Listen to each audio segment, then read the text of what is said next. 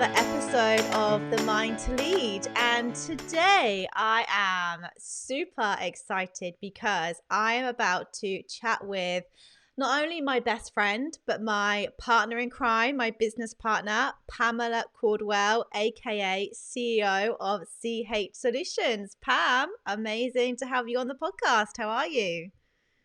Georgie, very excited to be here. Thank you for inviting me on.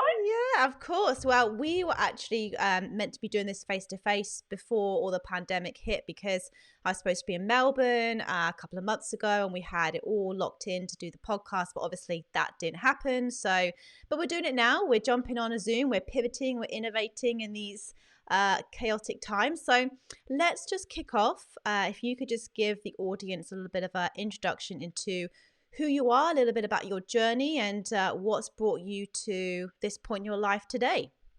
Lovely. I should always start with a bit of a disclaimer that I am Scottish. So I'll just give people a little bit of time to adjust the ears to my accent. I am a mum, wife, and co-founder of CH Solutions with your good self. What brought me to this stage of my life? I'll start from Scotland. 6 years ago now, and my husband, fiance at the time, and I decided that we really wanted to explore life outside of Glasgow, and it was more of an experience that we were looking for, and the opportunity to live outside of the city that we grew up in. So we came here and the both of us absolutely love Glasgow. We love Scotland. We had our friends and family who basically lived so close to us. And we genuinely came here with the intention of doing 12 months. Neither of us actually thought that we would make it longer than that away from our friends and family. And a wedding, a baby, and a business launch. And 6 years later, we're still here with, unfortunately, no intention of going back anytime soon.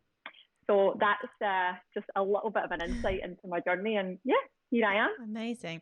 Well, I mean, we've known each other now for 6 years since we first started working together. And, you say you're Scottish, but it was so fun. I remember the first time I met you, I was really having to tune in to your accent, but it softened so much. And I'll never forget the days where you were leaving people voicemails and people weren't understanding you. So I think that, you've definitely softened the accent. I think it's a beautiful accent anyway. So, but that's hilarious. So look, I always give people so much credit, like when they can have the courage to move away from home, and you had some really close friends, some really close family. So what was that like, moving away from, I guess, your comfort zone and all the things that you knew and you grew up with to a completely new country, but a country that is the other side of the world? So how did that sort of come about? What made the decision finally to make the move?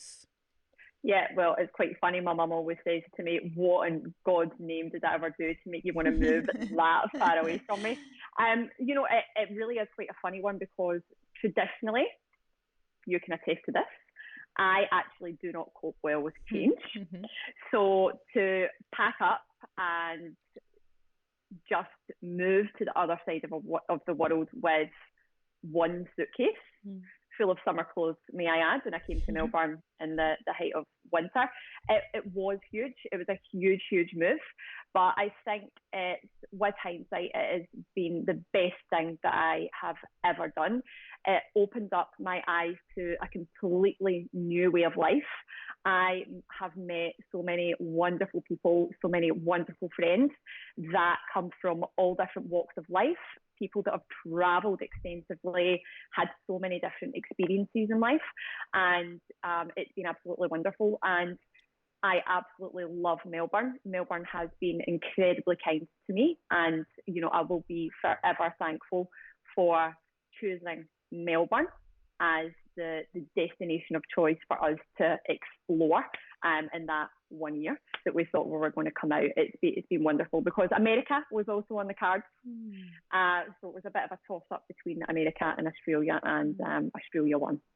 So it's been great. But look, coping with the change when it came here, the first 12 months were again, benefit of hindsight, I think you just like keep going, you go day to day.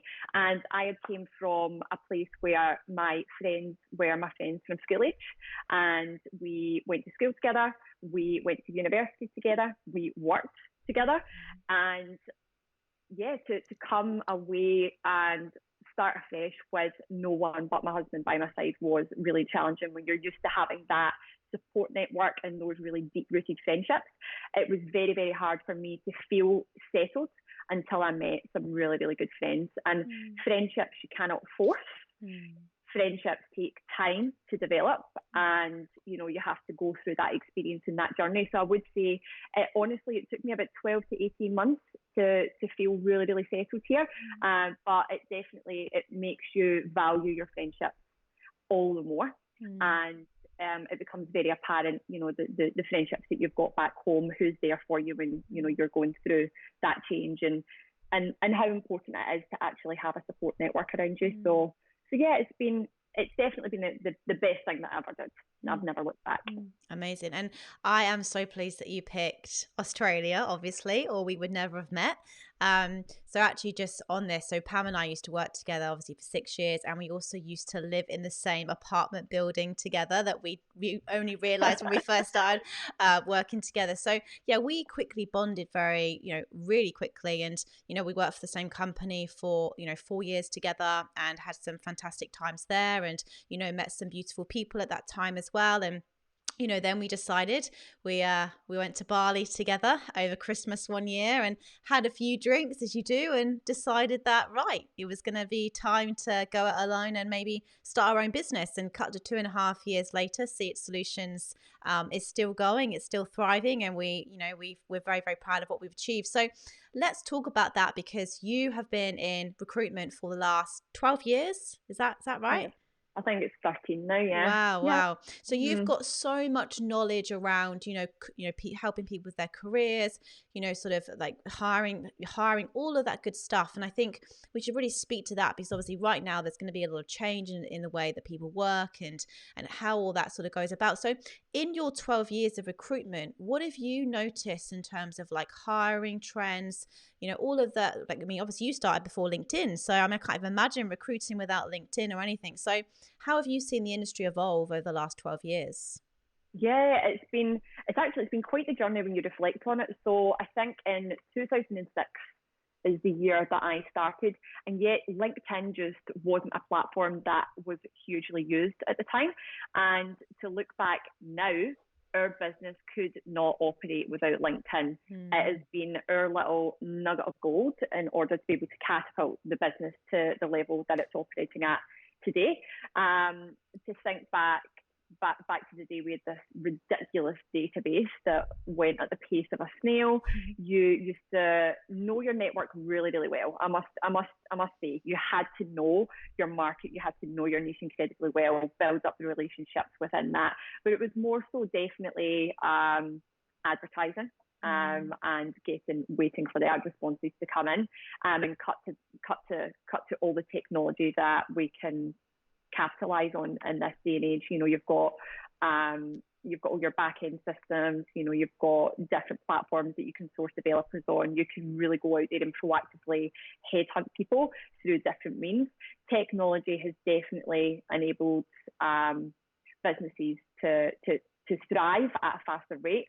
And I think it's testament to the way that the recruitment businesses has evolved, and that there's a lot more competition out there, but there's been people that have admirably taken the plunge to basically use all the knowledge that they've learned maybe at a larger agency, and went out there and set up on their own and started their own businesses as well, which is similar to what we've done.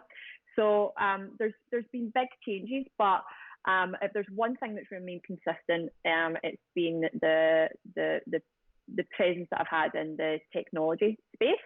That's where I started in 2006, and we still CH Solutions specialises in the tech space. Now, how that has changed and evolved is insane. The rate that new technologies come out is unbelievable. We used to recruit for like COBOL developers, and these technologies that are basically not used anymore. And then, you've got a whole new market like UX, UI. It's wonderful. So there's been so much change in the market in the past 13 years. But if there's one thing, I do still absolutely love the recruitment industry. I love the contact that you have with the people aspects of it.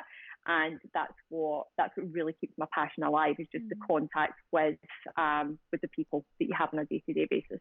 Yeah, amazing. And you've got such a natural gift with it. You can just see that you are so passionate about it after 12 years. And, I'm so proud of CH Solutions and where it is today. We've got a wonderful team, and I guess, look, talking to, there's a lot of people when we first started the business, especially you got this question asked to you a lot, because obviously you're a mum, so that to a lot of people who are thinking about going out on their own, starting something, and they are a mum, what advice would you have? So how did you go about making the transition from a full-time job with a nice salary to then starting your own business and balancing business owner and mum? So what was that process like for you? Well, I didn't actually have much time to think about it. I think the night with too much gin was about the 2nd of January, and then by the 20th of January we had actually started the business. So it happened so quickly for me, and again, all things happen for a reason. I think if I would have had too much time to think about the consequences of moving from a very comfortable salary to zero, would have put me off, because it's not just myself that I have to think about. It's not just my mouth that I have to feed.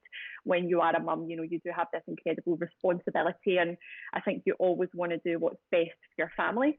And, the health and the happiness of your kids is absolutely paramount. So fortunately, I actually didn't have time to think. And I think that was the best thing for me. So my first piece of advice would be, 1, don't overthink it. 2, believe in yourself. And thirdly, enjoy the journey. That it's such a roller coaster. There's many highs and there's many lows.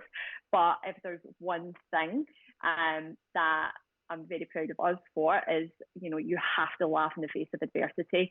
We cried with laughter at our own misfortune every day. We genuinely went from earning very secure and wonderful salaries, which afforded us a lovely lifestyle, to eating the same lunch every day. Didn't buy clothes. We're not getting manicures, or, all the silly things you become accustomed to. And yet, look, Emily at the time, who is my daughter, she's just about to turn 4 now. She was 18 months old at the time. Crazy. 18 months old. It's wild to think that we started the business, when, I practically still wasn't getting a full night's sleep. So there was a lot of things going on, but definitely don't overthink it. Just go for it. There is no time like the present. Believe in yourself and laugh. Don't take it all too seriously. Yeah. I love that. Now, a lot of people would be sat there going, well, I don't believe in myself. So is there any advice you'd give to women in particular who, perhaps, they are in a job that they don't particularly like, or perhaps they are thinking about going out on their own? Like, is there any advice that you'd give to people that, they could build their self-confidence, have the courage to go out on their own? What would you say to those women that are listening right now, or men? Yes, what I would say is definitely have a support network. You need someone that is going to fly your flag on the days that you cannot fly your own. I would be lying if I sat here and said that there weren't some days where I thought, oh, this isn't going to work. I just don't know if I've done the right thing. Have I made the right move? But any time I had a shaky moment, I had yourself, Georgie. I had my husband and I had my parents that were saying, go for it. You've got this. You know what you're doing. Just keep going, keep going, keep going. Having that support network is absolutely invaluable. And there's so many wonderful groups out there now. If you potentially don't feel as though you've got the friendship groups that maybe understand what you want to do, what your ambitions are, go online. There's so many, if we want to speak about women, there's so many women in business, female entrepreneur networks. Join a group get involved, ask questions. Whatever fear you have, someone else is going to be going through a similar experience. It is okay to be scared. It is normal to be scared. It is normal to feel fear, but do not let that stop you from chasing your dreams. So don't let it make you fall stagnant. That's one pitfall that you do want to avoid.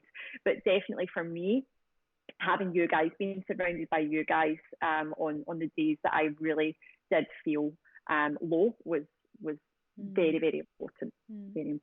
Yeah, I love that. I think that's amazing advice. And, I've always said, I think you can choose freedom or fear, but you can't have both, and I think that if you really want freedom, if you really want to live the life that you want and deserve, you're going to have to step out your comfort zone. You're going to have to address your fears. And I think one of the biggest fears is fear of failure, right? And, we made many mistakes, but I think as long as you're learning and growing from those mistakes and not, we're laughing and just because anytime something went wrong, we used to go, okay, so what can we learn from this experience? Yeah, exactly. But that really was our attitude, I guess, when we did start the business. And I do believe that's what has kept us going even in these times right now. So I mean, look, let's talk to this, because we are, we're currently in a recession. Let's call a spade a spade. These are going to be very challenging times for recruitment. We're speaking to our clients on a regular basis, and they're all feeling it as well. We've had contractors that have been let go. We've had candidates call us that have been let go from positions, and there is a lot of uncertainty and fear in the marketplace at the moment. And I think we've always said we want to find solutions and not add to the chaos. So I feel like let's talk to that a little bit. So in terms of when all this sort of pandemic started kicking off, straight away we sat down and we thought, right, what are the risks? Where could this impact our business, and how can we try and eliminate that? The next thing we thought, well, how can we make sure our team is safe? So do you want to talk about a little bit about what we did to keep the team safe, to keep them motivated, and make sure that all of our our clients were looked after during this time? Yeah, it's definitely been a challenging couple of months, but we definitely are a people first business. We have always put our team above all, and we always say your health is your wealth. So we just want to always make sure that our people are looked after, and we are well looked after as well. And I think we were in quite a lucky spot that we had slowly made the transition of operating a few days from home. So we work in a recruitment business. We're very much online. All of our systems are online, so it's very easily accessible. So there weren't any challenges from that perspective. And I think that what is actually certainly a challenge has been for me, and we do have someone else in the business that also has a couple of kids. You're going from working at home with your kids from maybe 1 to 2 days a week to all of a sudden operating 5 days a week from home with kids around. Now, that in itself is an absolute minefield. But I think what's been very important is that the communication that we've had to our staff is that, manage your own day. We do not expect you to be sitting at your desk from 8:30 to 5 p.m. at night. Yeah. Not the way that we operate. We trust that you're going to get your job done. We enable you to decide what works for you, what doesn't. The one thing that we do have is a standing 8:30 meeting every morning. However, if your kid is not playing ball that morning, that's fine. Let's put it back to 9 a.m. You don't feel as though you're quite on the ball. You want to get a little bit of exercise in. You want to go out and go a walk first. Great, make it work for you. So I think it's about really listening to your people, trusting your people that they are going to work. And I think certainly for larger businesses, it's a bit of a minefield, making that transition from with a larger business to transitioning to operational remote work practices. But certainly I think trust has been one of the big things, and we've got the technology there to do it. And flexible working, I think it's just forced us to recognise that we can all actually still be very highly productive from home, which poses the question, is it essential that we're going to need office space in the future? You know, what does the future of work look like? I've saw a lot of interesting articles out about that. But, you know, we have tried to support our people as much as we possibly can through the pandemic. Remind me what the other part of your question was, because I just got so lost in that there. No, that's really good. I think we've basically, trust is huge. So we definitely, so we allowed our team straight away to work from home to protect their well-being.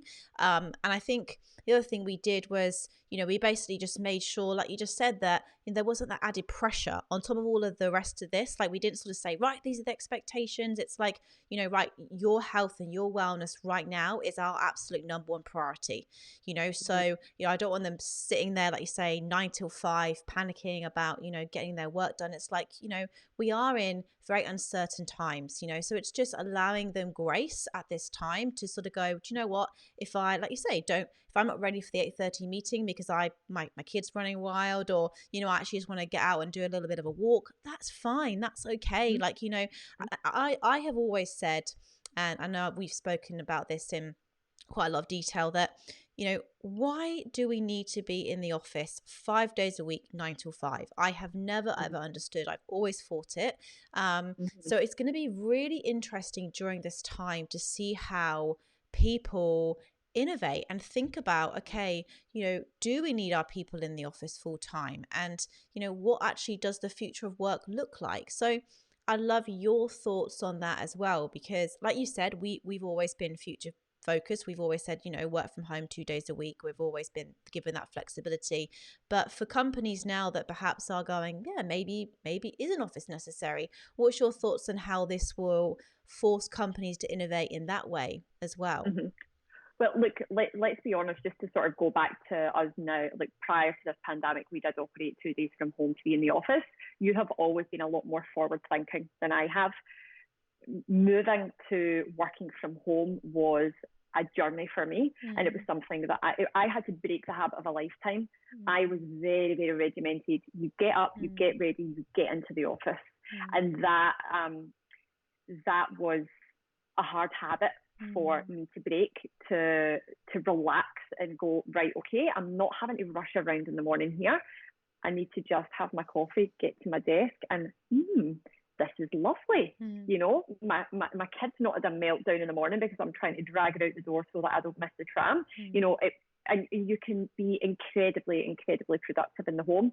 So it's definitely been more of a journey for me to understand that, right, okay, this works. This really, really works. And I think, again, it's just about being really outcome driven. Very, very strange to realise that you don't have to be glued to your desk. It's very old fashioned. It is a very traditional way to work. I think, again, one of the big challenges is, for myself, and I'm sure many others feel this as well, is the social isolation that comes from operating from home. I love people. I love the social aspect of being in the office.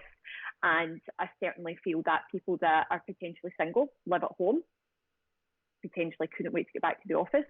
There's maybe, again, male or females who operate from home that have got a house with 1, 2, 3 kids at home, that maybe feel as though they don't quite get the opportunity to really get zoned in as much as they would like to their work, and they're maybe feeling it a little bit more challenging.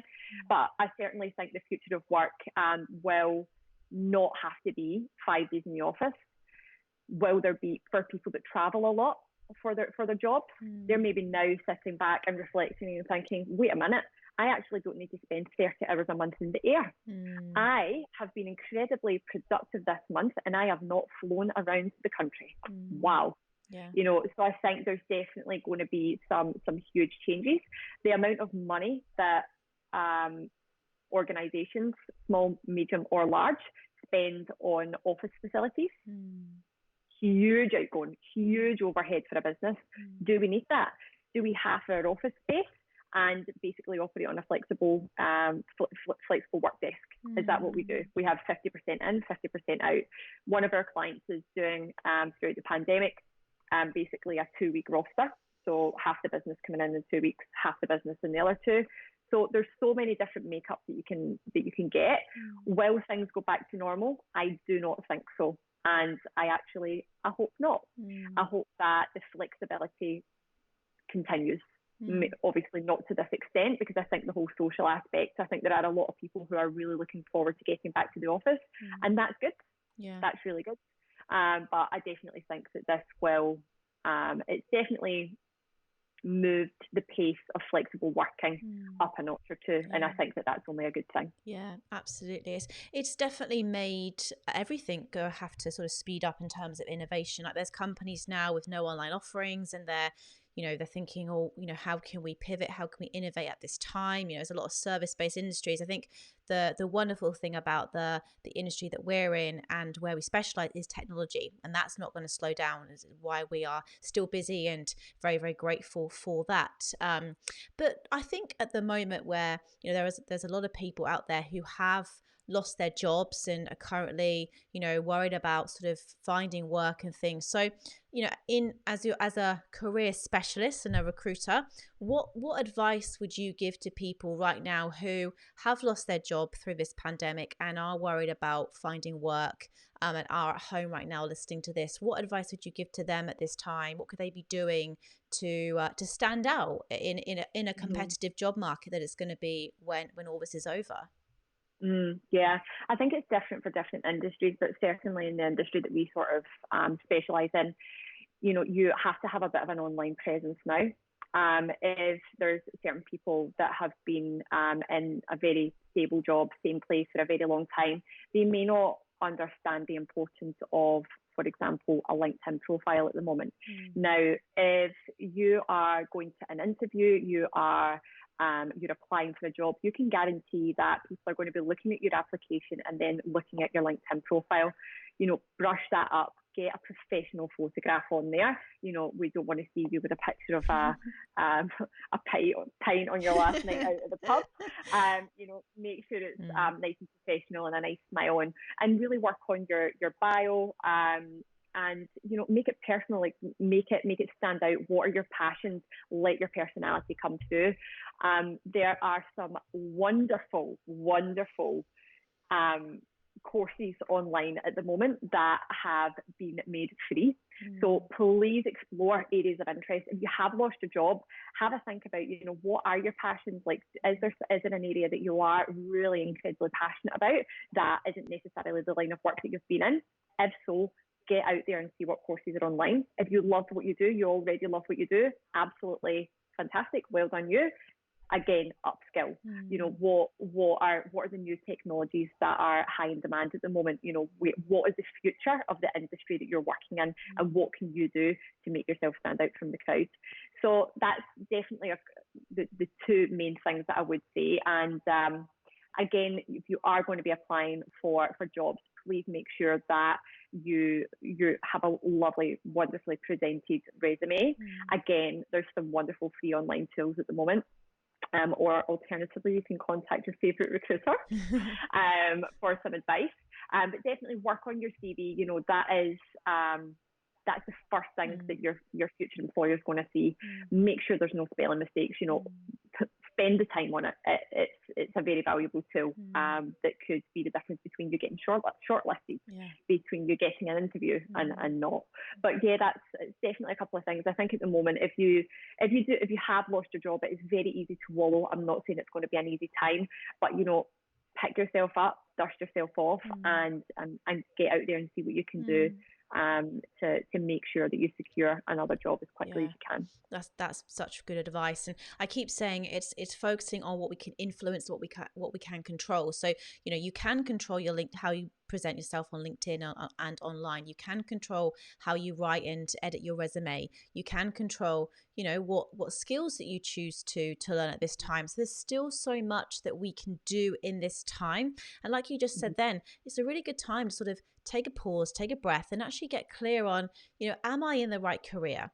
Is this industry right for me? And to really get clear on that. Like I was reading an article on LinkedIn the other day about how people are starting to question this and start thinking about new careers and actually, is the line of work they're in now going to be a line of work that's still even going in 10 years time, so I think there's going to be a lot of industries from this that maybe they don't last, they don't go on for more than a few years. So it is a really good time to be thinking like that, and we'll actually link in the show notes as well, because I know Brittany and Sally did a fantastic article on how to write your resume, and it was just such a brilliant piece. So we'll put the show notes so you can go and see that, and it literally just goes into step by step about how you can structure that. But I think that's really, really, really good advice for people who are, who found themselves out of work during this time. And look, I think, what's really important right now is to be focusing on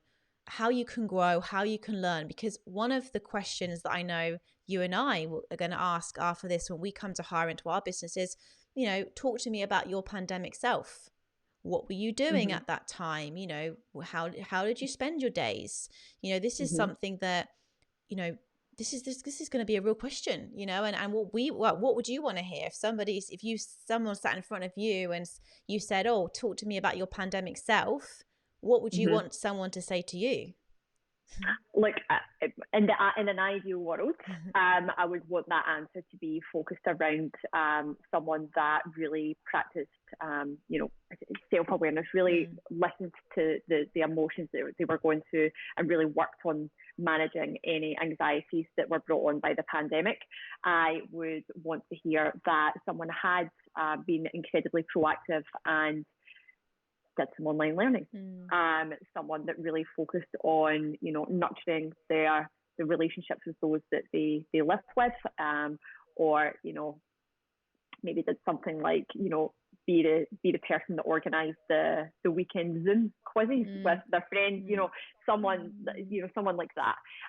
But, I think on the flip side, we need to be aware of the fact that there are people who are incredibly anxious. You've got people that are potentially really worried about themselves. As you say, worried about money, worried about keeping a roof over their head. They've maybe got sick parents. They've got elderly parents. They've got parents overseas that maybe aren't keeping well.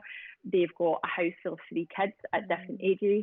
And if all you manage to do through that is get through it and get through it with a smile on your face, as much as you can, then that is okay. There's going to be so many different situations in terms of people are going to be at completely different stages of their lives, and I think there's going to be people that are really had really challenging times throughout the pandemic. But I would definitely want to hear, in an ideal world, that lovely little story of someone that spent it learning and developing and taking that opportunity. But I think it is about employers being realistic about who they are interviewing, who they're speaking with, and understanding on a deeper level what their experience has been throughout the pandemic as well.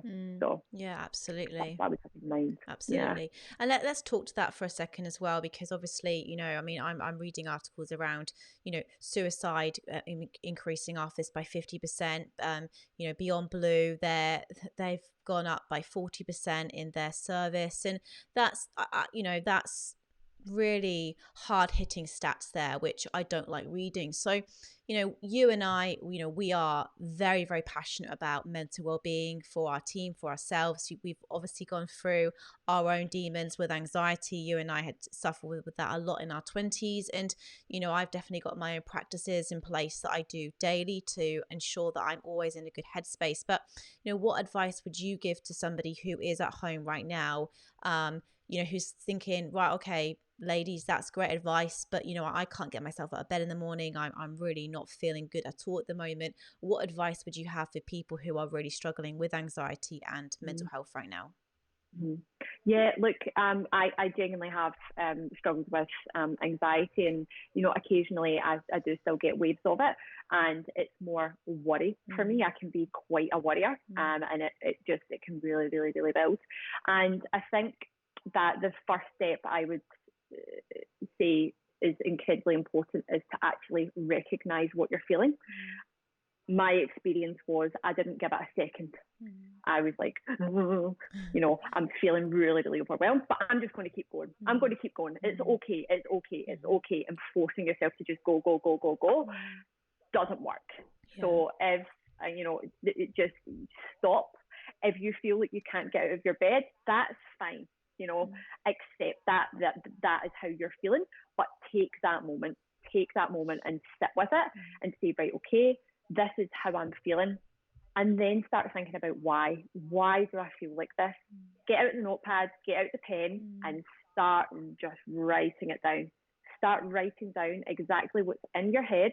Don't look back, don't read it, just write. Just write about exactly what you're feeling. And once you get that out, I think that sort of forces you to stop and take stock of where your headspace is at the moment. And that all helps you with accepting about how you're really feeling at the moment. It is okay to feel stressed. It is okay to feel overwhelmed. It is okay to feel worried, sick. There's a lot going on at the moment, and there's certainly a lot of responsibility that's fallen on the shoulders of people. So it's okay to have those down days, but do not let those down days roll on. Do not let those days turn into weeks. Do not let those weeks turn into months. You have to acknowledge it. And secondly, on the stats from the Beyond Blue, very, very sad that the stats have been on the rise. Did you say by 40%? Yeah. Sad, however, how incredible that we live in a world where we have that support. Yeah. Pick up, if you really are feeling that you're not in a good headspace, use that support. If you don't feel that you have anyone by your side that you can speak to about it, if you feel alone, you feel embarrassed, use Beyond Blue, use some of these other wonderful platforms that are there. Like, give them a call. Some of them are like chat boxes. Yeah. If you feel that you just need to speak to someone that is not in your inner circle to get that out there, use it. Yeah. But it's okay to have these moments, but definitely do not let the moments roll into weeks or months, because I've been there and nothing good comes from it. Yeah, absolutely. I think acceptance is huge, right? Because I remember when I first started, I had my first panic attack and I had no idea what was going on. I thought I was having a heart attack. My heart was beating out my chest. I was sweating. I just had no idea what was going on. And it wasn't until I started to understand anxiety and accept it, not run from it. And I think, there is still a little bit of a stigma around mental health. And I would really love to see our society moving away from that, because I think it's an important topic that definitely needs to be discussed more. And, something that we are very open with our team about as well.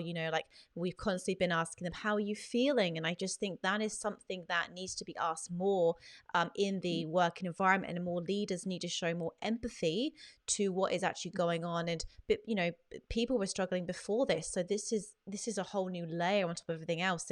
And on top of the pandemic, life is still continuing, so people are still having to deal with life, like you said, dealing with loved ones, dealing with family, dealing with all sorts of stuff that's happening in their lives on top of all of the other chaos added. And so I just think acceptance, my word right now is just surrender, let it go. I definitely have a very proactive approach to stress, as you and I have spoken about, a lot, like how you just, taking a few deep breaths and just sort of releasing it, don't letting it build up in your body, because over time that can really get stored, and that's what then leads to the full-on breakdowns, the panic attacks and all that sort of stuff, which we really want to avoid. So I think people need to be aware of the pressure that they put on themselves as well. Absolutely. It's almost like an invisible pressure. Yeah. You'll find that you often feel anxious or down about basically these unachievable expectations that you put on yourself,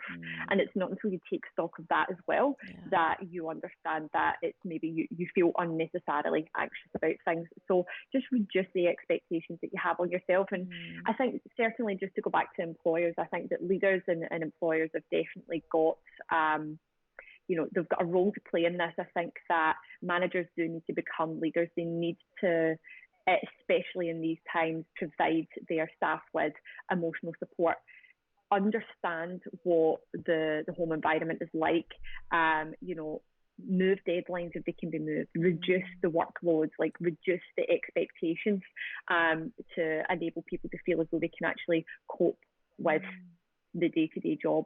People are at the moment, they're at home, they're cooking 3 meals a day and probably 2 snack times as well.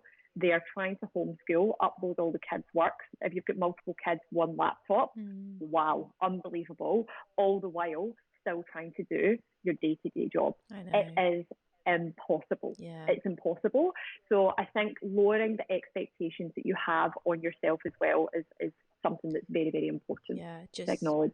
I think that's it. Just be really kind to yourself during this time, because I'm also reading that burnout is on the rise, so you think people aren't commuting, they're not all of that extra stress, but they're actually more stressed because, like you said, they're probably not setting boundaries. They're being they're getting pressure from their leaders, from their managers, to be performing at the time, because obviously their managers are under pressure from the powers that be. And there's, I just think we need to be very, very aware of our language right now, very, very aware of, our energy that we're sort of giving out to people, and just being as compassionate as what we can to ourselves and to others during this time, because that's what's going to get us through this. That's what's going to get us through this in a positive way, and not have us all get to the end of this feeling burnt out, exhausted, and, stressed and anxious, because that is exactly what we want to avoid. So look, let's wrap up. So in terms of, I always like to ask this question at the end, so let's just bring it back to the pandemic. So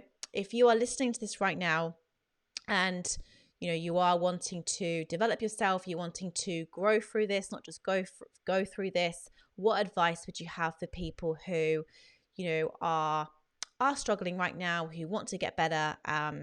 What would you say would be the one thing that you would say to them? Do this in order to come out the other end in a positive way. It's a tough one. I know. I honestly, I think slow down. Slow down. Just take life at a slower pace. Try and enjoy each day.